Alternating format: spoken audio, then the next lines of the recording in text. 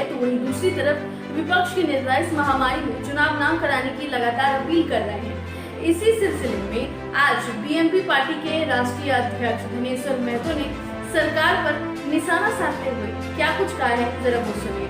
और ना ही अभी निर्वाचन आयोग को लगता है, ना ही बिहार सरकार को लगता है, ना ही केंद्र सरकार को लगता है कि चुनाव जीतना है। और जब चुनाव की बात आती है, गद्दी की बात आती है, तो मैं कह रहा हूँ देश का एक एक नागरिक मर जाए, इससे क्या फर्क पड़ता है चुनाव आयोग को, और क्या फर्क पड़ता है भारत सरकार को, क्या फर्क पड़ता है बिहार सरकार को। चुनाव जीतना ही एक मकसद है, दूसरा और कोई नहीं है। पिछले 7 सालों की राजनीतिक में आप नजर उठा के देख लें तो भारतीय जनता पार्टी की एनडीए गठबंधन की सरकार को सिर्फ और सिर्फ चुनाव से मतलब है, बाकी देश की जनता से कोई मतलब नहीं है, देश की इकोनॉमिक्स से कोई मतलब नहीं है, देश की बदहाली से कोई मतलब नहीं है।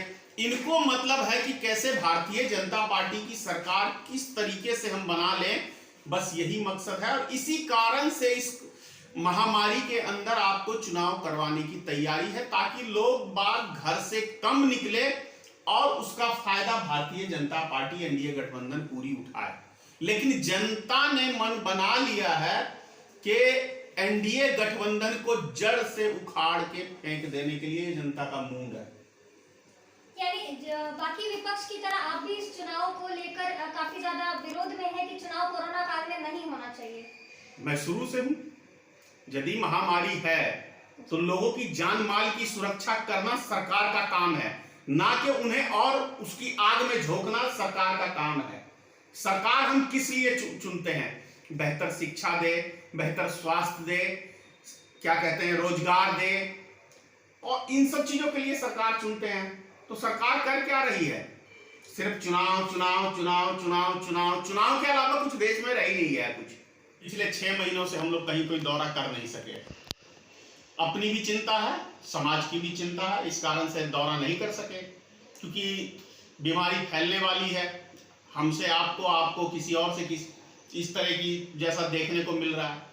लेकिन जिस तरह का माहौल अब देखने को मिल रहा, लगता ही नहीं कि कोरोना वायरस कहीं कुछ है। ये सिर्फ एक मतलब हिंदुस्तान में जितनी भी प्रॉपर्टी थी भारत सरकार की, उसको बेचने का एक प्लान था, ताकि लोग घर में बंद रहे, आराम से नरेंद्र मोदी जी देश की एक एक संपत्ति को बेच दें, और बेच चुके हैं। अब रह गया क्या किया? अब तो मैं कहता हूं भारत सरकार को एक चीज को, सबसे पहले सरकार की हमारे देश में अब कोई आवश्यकता नहीं है, क्योंकि हमारे देश में सरकार नाम की कोई चीज ही नहीं है।